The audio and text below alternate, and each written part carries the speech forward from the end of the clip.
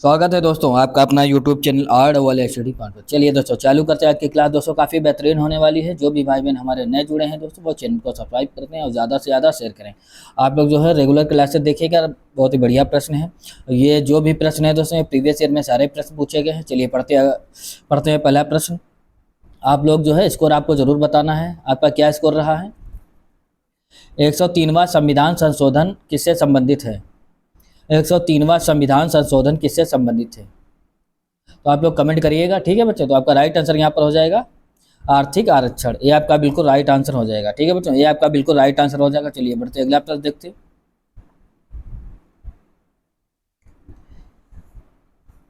किस राष्ट्र के संविधान से प्रेरित होकर भारत ने अपने संविधान में नीति निर्देशक सिद्धांत की विशेषता है।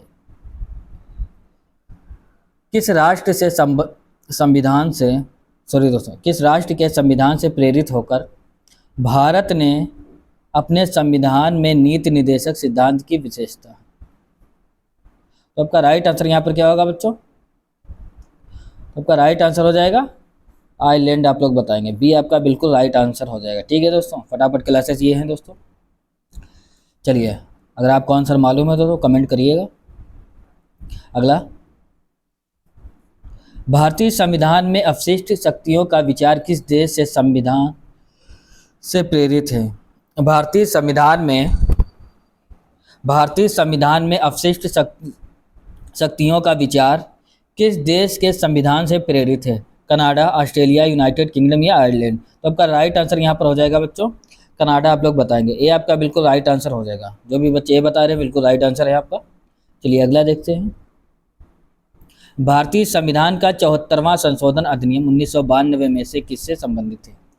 भारतीय संविधान का 74वां संशोधन अधिनियम 1992 में से किससे संबंधित है। नगर पालिकाओं, आपातकालीन प्रावधान, नागरिकता या मौलिक कर्तव्य। तो आपका राइट आंसर यहाँ पर हो जाएगा बच्चों नगर पालिका। ठीक है बच्चों, ये आपका बिल्कुल राइट आंसर हो जाएगा। चलिए बढ़ते अगला प्रश्न देखते हैं। संविधान सभा को स्थायी संसद के रूप में किस वर्ष परिवर्तन किया गया है। संविधान सभा को स्थायी संसद के रूप में किस वर्ष परिवर्तन किया गया था। तो आपका राइट आंसर क्या हो जाएगा, तो आपका राइट आंसर हो जाएगा बच्चों यहाँ पर 1950। बी आपका बिल्कुल राइट आंसर हो जाएगा 1950। अगला देखते हैं। भारतीय संविधान के किस संशोधन द्वारा लोकसभा सीटों की संख्या को बढ़ाकर 525 से बढ़ाकर 545 सदस्य कर दिया गया। किस संशोधन द्वारा लोकसभा सीटों की संख्या को 525 से बढ़ाकर 545 सदस्य कर दिया गया। 31, 37, 50 या 45 में। तो आपका राइट आंसर हो जाएगा 31 में। ये आपका बिल्कुल राइट आंसर हो जाएगा। ठीक है बच्चों, 31 में बताएंगे। चलिए अगला देखते हैं।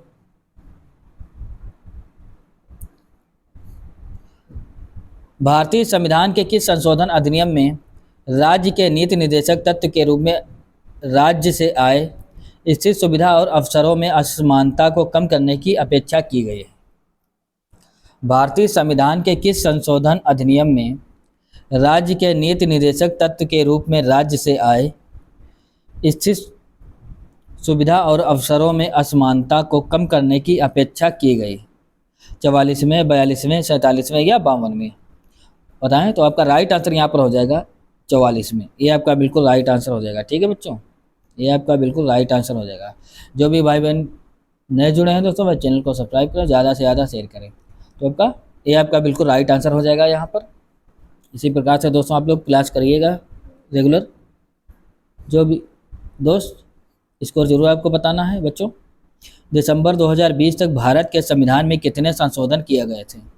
दिसंबर 2020 तक भारत के संविधान में कितने संशोधन किए गए थे। 105, 106, 104, 107। तो आपका राइट आंसर यहाँ पर हो जाएगा बच्चों 104। सी आपका बिल्कुल राइट आंसर हो जाएगा 104 बताएंगे आप लोग। सी आपका बिल्कुल राइट आंसर हो जाएगा। चलिए बढ़ते अगला प्रश्न देखते हैं। नेहरू रिपोर्ट निम्न में से किससे संबंधित है। शिक्षा सुधार, संवैधानिक ढांचा, सांप्रदायिक पुरस्कार या सूरत विभाजन।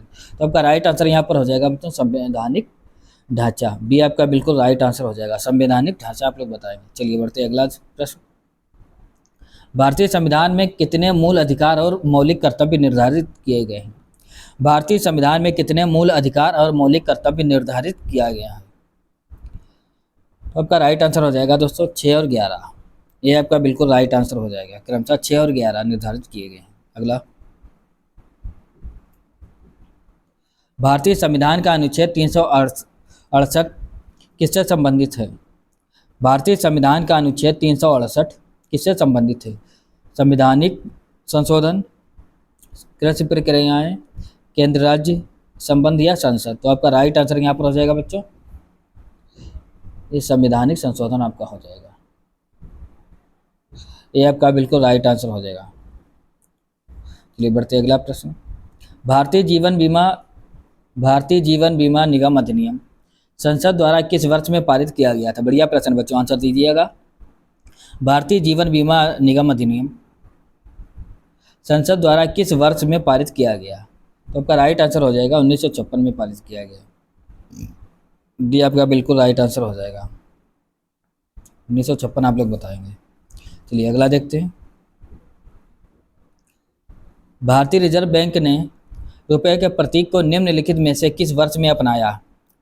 भारतीय रिजर्व बैंक ने रुपए के प्रतीक को किस वर्ष में अपनाया? तो आपका राइट आंसर यहाँ पर हो जाएगा बच्चों 2010 में। ठीक है बच्चों, डी आपका बिल्कुल राइट आंसर हो जाएगा, 2010 आप लोग बताएंगे। आपका राइट आंसर बिल्कुल यही हो जाएगा। देखिएगा दोस्तों, एसएससी जीडी में जो भी है वो आपके प्रीवियस ईयर के ज़्यादा प्रश्न पूछे जाते हैं, तो आप लोग यही प्रश्न देखिएगा। भारतीय अर्थव्यवस्था का प्राथमिक क्षेत्र क्या है? भारतीय अर्थव्यवस्था का प्राथमिक क्षेत्र क्या है? तो आपका राइट आंसर हो जाएगा कृषि। सी आपका बिल्कुल राइट आंसर हो जाएगा, कृषि आप लोग बताएंगे।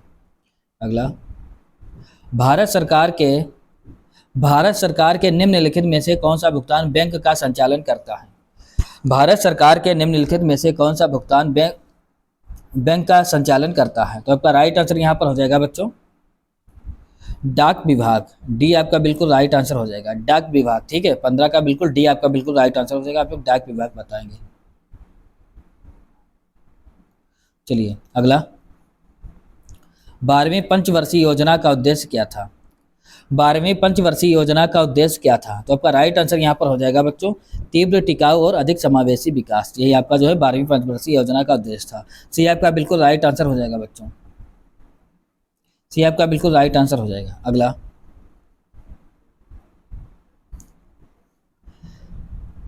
कौन भारत के जीडीपी की गणना के लिए उत्तरदायी है? कौन भारत के जीडीपी की गणना के लिए उत्तरदायी है? तो आपका राइट आंसर यहाँ पर हो जाएगा बच्चों, क्या होगा? तो राइट आंसर हो जाएगा बच्चों केंद्र सरकार के मंत्रालय और राज्य और केंद्र शासित प्रदेशों में विभिन्न सरकारी विभाग। बी आपका बिल्कुल राइट आंसर यहाँ पर हो जाएगा। ठीक है बच्चों, ध्यान से पढ़िएगा। केंद्र सरकार के मंत्रालय और राज्य और केंद्र शासित प्रदेशों में विभिन्न सरकारी विभाग, यानी कि बी आपका बिल्कुल राइट आंसर हो जाएगा। ये दोस्तों आपके जीडीपी की गणना के लिए उत्तरदायी है। 17 का आपका हो जाएगा। ठीक है बच्चों, भारत में जीएसटी व्यवस्था कब लागू हुई? भारत में जीएसटी व्यवस्था कब लागू हुई? तो आपका राइट आंसर हो जाएगा 1 जुलाई 2017। 1 जुलाई 2017 सी आपका बिल्कुल राइट आंसर हो जाएगा, 1 जुलाई 2017 आपका। ठीक है बच्चों, सेकेंड लास्ट, न्यूनतम समर्थन मूल्य यानी कि एमएसपी तय करने की जिम्मेदारी किसकी है? एमएसपी तय करने की जिम्मेदारी किसकी है? तो आपका राइट आंसर यहाँ पर हो जाएगा कृषि लागत और मूल्य आयोग की, यानी कि ए आपका बिल्कुल राइट आंसर हो जाएगा। ओके बच्चों, ए आपका बिल्कुल राइट आंसर हो जाएगा। चलिए बढ़ते अगला प्रश्न, यानी कि लास्ट प्रश्न आपका बचा हुआ है। ओरल पोलियो वैक्सीन का आविष्कार किसने किया था? ओरल पोलियो वैक्सीन का आविष्कार किसने किया था? तो आपका राइट आंसर यहाँ पर हो जाएगा बच्चों अल्बर्ट साबिन। डी आपका बिल्कुल राइट आंसर हो जाएगा। ठीक है बच्चों, अब दोस्तों क्या करना है आपको, चैनल का दोस्तों सब्सक्राइब करें और ज़्यादा से ज़्यादा शेयर करें। ठीक है बच्चों, मिलते हैं नेक्स्ट क्लास में। धन्यवाद।